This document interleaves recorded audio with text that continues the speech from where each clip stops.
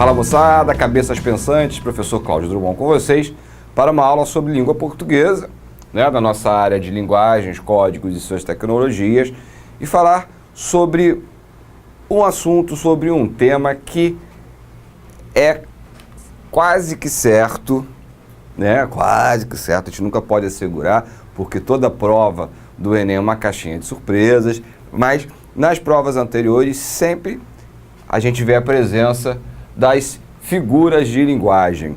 A gente sempre tem alguma coisa relacionada.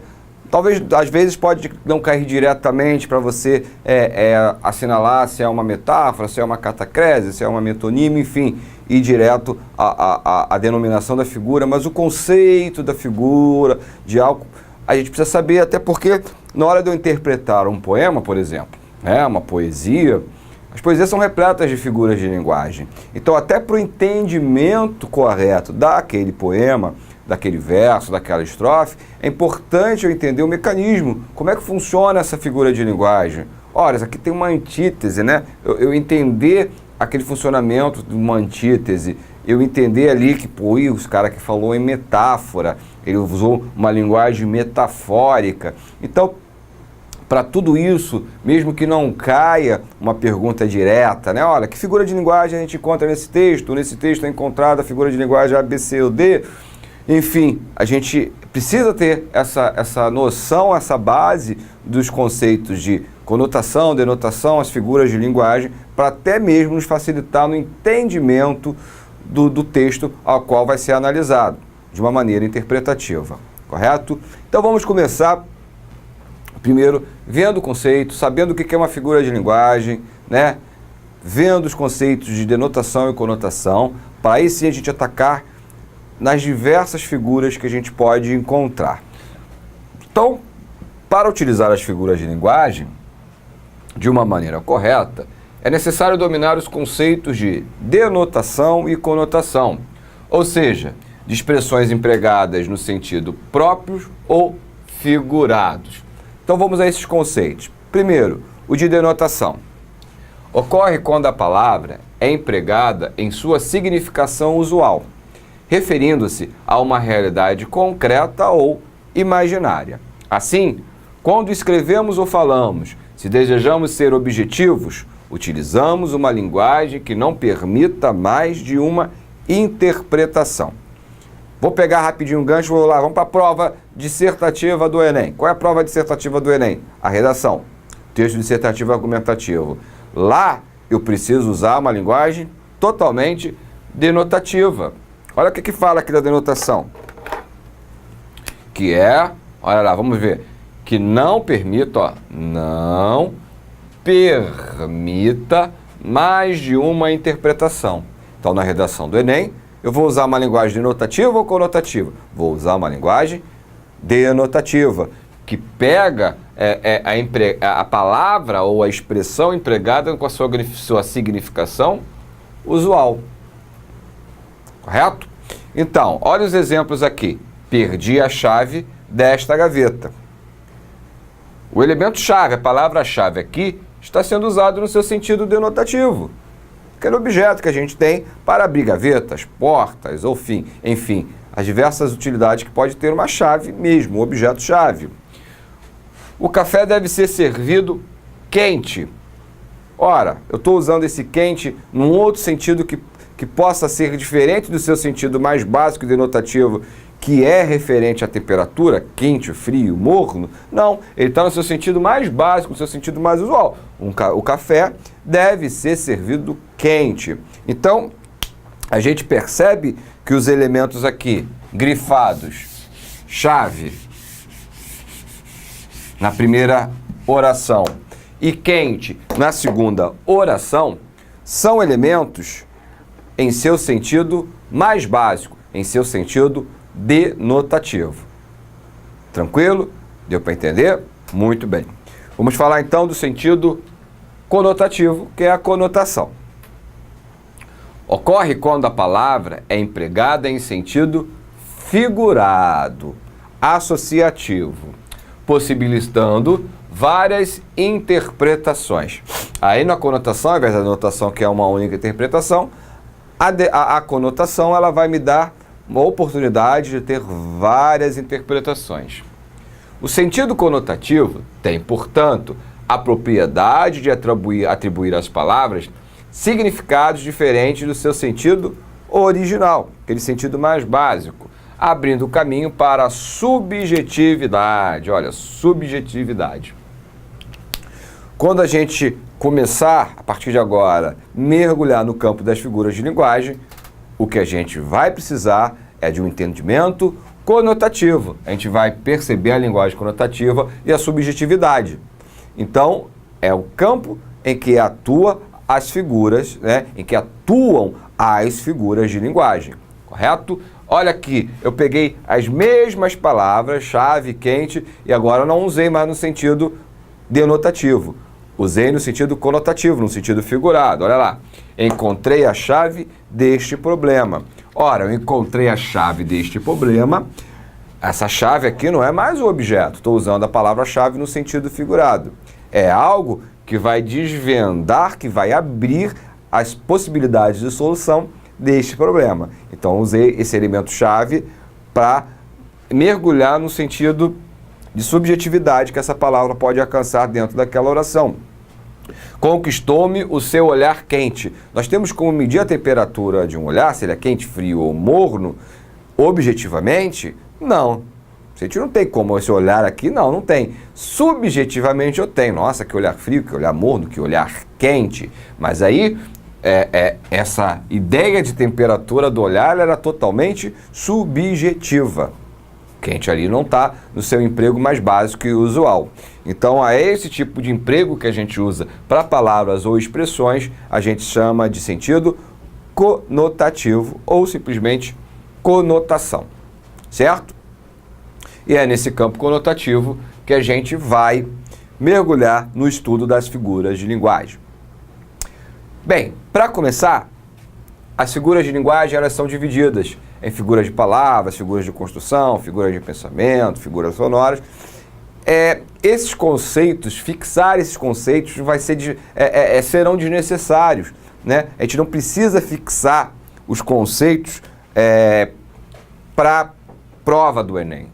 Não vai cair lá aquela figura, uma figura de sonora, uma figura de sintaxe, uma figura de pensamento, de palavra. Não vai cair assim. Mas só para a gente entender que elas são subdivididas. É melhor nós vermos as figuras de linguagem agrupadas de acordo com a sua funcionalidade, tá? Então as primeiras que nós veremos são as de palavra ou também chamadas de figuras semânticas de significado.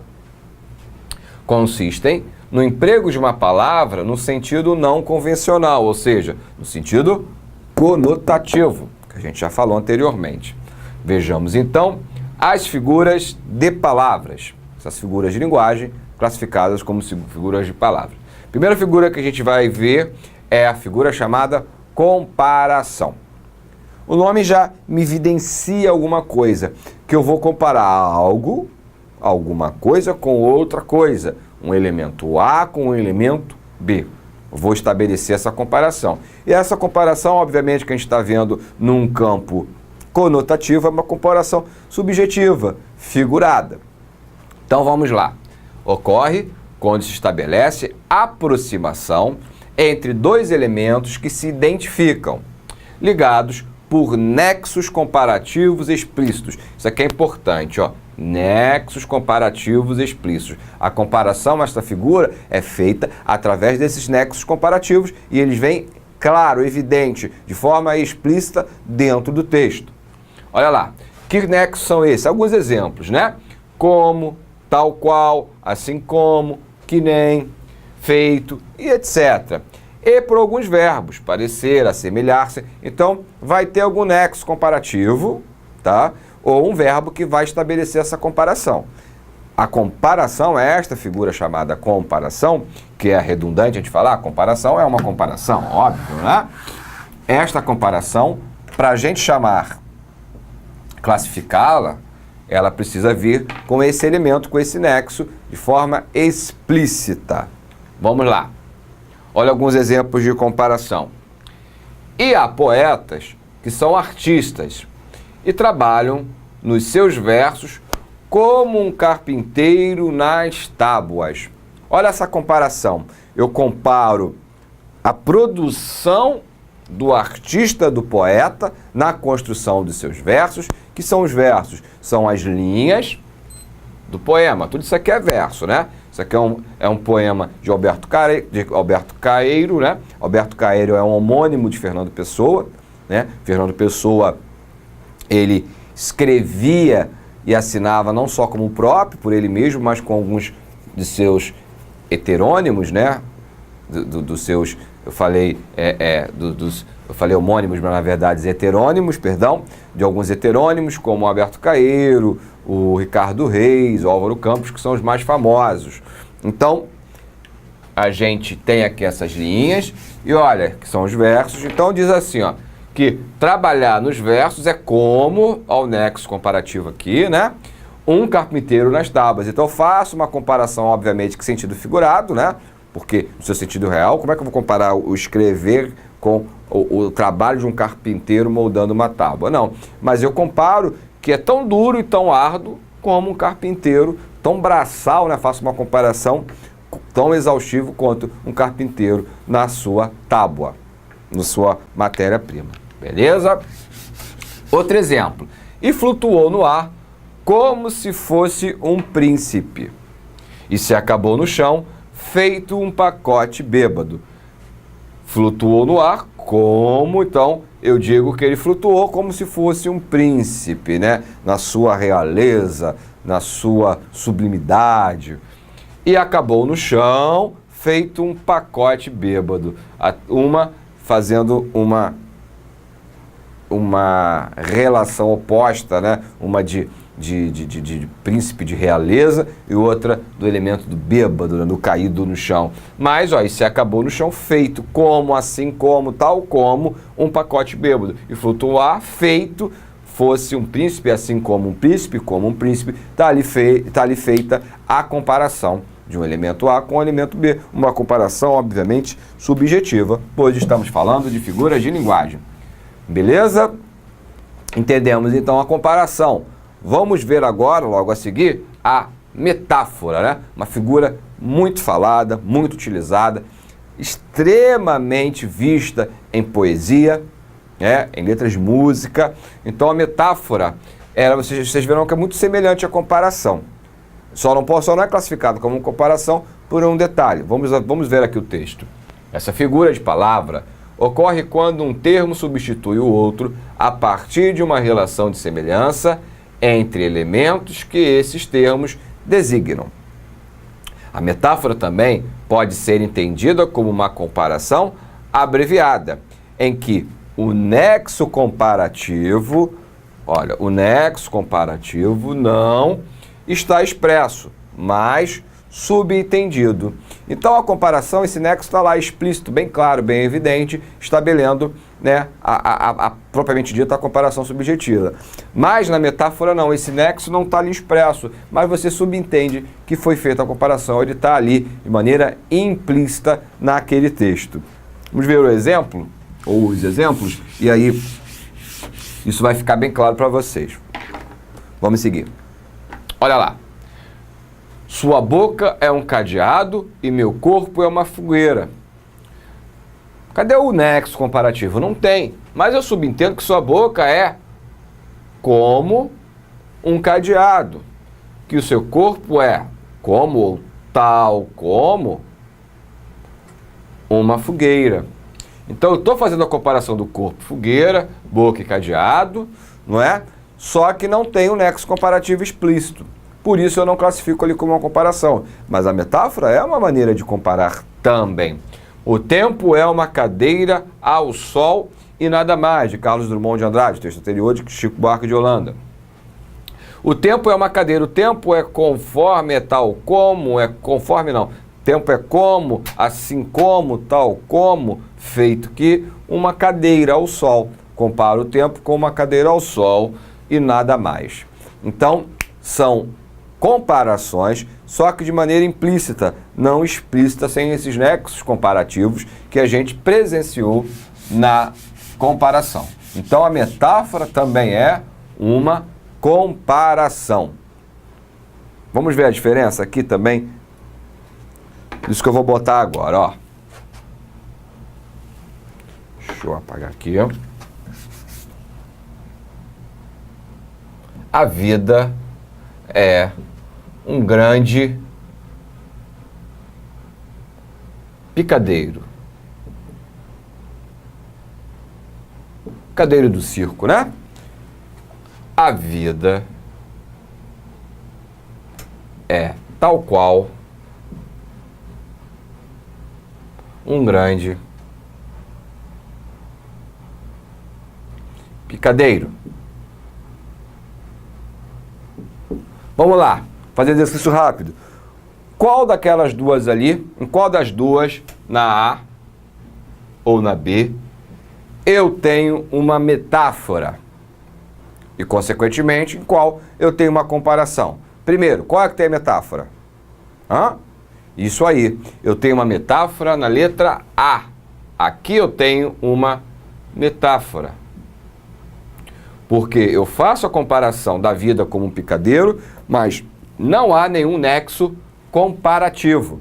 Entretanto, na B, eu tenho a vida é tal qual um grande picadeiro, mas eu tenho aqui o nexo comparativo entre o elemento vida e grande picadeiro. Então, eu tenho uma comparação. Correto? Então, para vocês perceberem a diferença entre uma e entre outra, é mais essa questão de ter o nexo comparativo ou não tê-lo, certo? Então, vamos apagar aqui rapidinho e seguir em frente. Eu acho que a questão de comparação e metáfora ficou bem claro, né? Então, vamos seguir. Próxima figura é a catacrese. Catacrese é uma figura que a gente se depara e fala muito comumente. Lembrar que figura de linguagem a gente vai usar no nosso dia a dia, tá? Não é só uma questão de prova de concurso, ela está presente mesmo no nosso cotidiano e não há erro, não há problema algum. O único detalhe que a gente precisa saber é que eu estou fazendo uma prova com uma redação objetiva, então vou ficar enchendo de figuras? Não, porque isso vai dar problema, isso vai trazer dificuldade para o entendimento. Se vai acarretar dificuldade no entendimento, se o texto é a primícia do texto, como a redação do Enem, ela ser objetiva e simples, a gente não pode cair nessa armadilha de colocar a linguagem conotativa, consequentemente figuras. A catacrese, é uma espécie de metáfora, em que se emprega uma palavra no sentido figurado por hábito ou esquecimento de sua etimologia. Etimologia é a origem. Então, caiu-se no esquecimento a etimologia, a origem daquela palavra, então acabou-se empregando. A gente usa essa palavra usualmente, tá? Então, não há problema algum em usar. As catacreses são bem conhecidas e bem do nosso dia a dia, tá? Olha lá, ninguém coça as costas da cadeira. Se a gente for levar ao pé da letra, a cadeira não tem costas, né? Ela não possui costas. Mas a gente sabe que as costas da cadeira, pelo hábito ou pela questão etimológica, a gente acaba utilizando. Ninguém chupa a manga da camisa. Se a gente for levar em relação à manga o fruto, né? Muito bem. O piano jamais abana a cauda, né? A cauda do piano não tem cauda. A cauda quem tem é cauda com U, né? Cauda quem tem são os animais. Tem asa, porém não voa a xícara, né? Asa para xícara, asa quem tem são os pássaros e não uma xícara, né? Ao pé da letra, mas no sentido figurado, a catacrese é óbvio, você vai segurar a asa da xícara, você vai deitar-se no braço do sofá, o pé da cadeira, o pé da mesa. Então, o dente de alho, a cabeça de alho, todos esses elementos, eles são catacrese. Agora, a gente pode se deparar com algumas catacreses também que são curiosas, né? E às vezes podem passar despercebidas. Esses são exemplos muito claros. Eu vou mostrar para vocês aqui, ó. Ela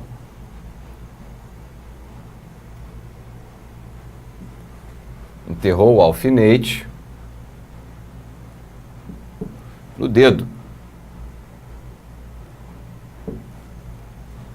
Embarquei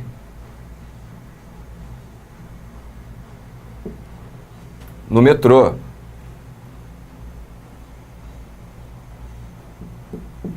Embarquei no metrô. Então, ó, ela enterrou o alfinete no dedo.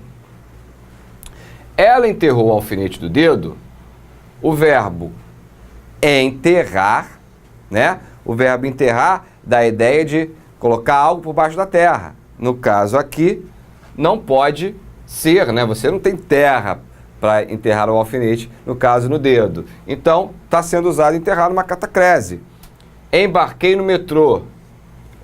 Você tem como seu sentido básico embarcar. Quem embarca vai embarcar numa embarcação, né? No caso aqui, se embarcar, é correto a gente utilizar, né? Embarquei no metrô. Então, a gente usa esse elemento, o embarcar ali, como catacrese. A gente pega emprestado, porque já no uso, por hábito, a gente passou a utilizar, certo? Metonímia. A metonímia, a gente possui alguns casos de metonímia.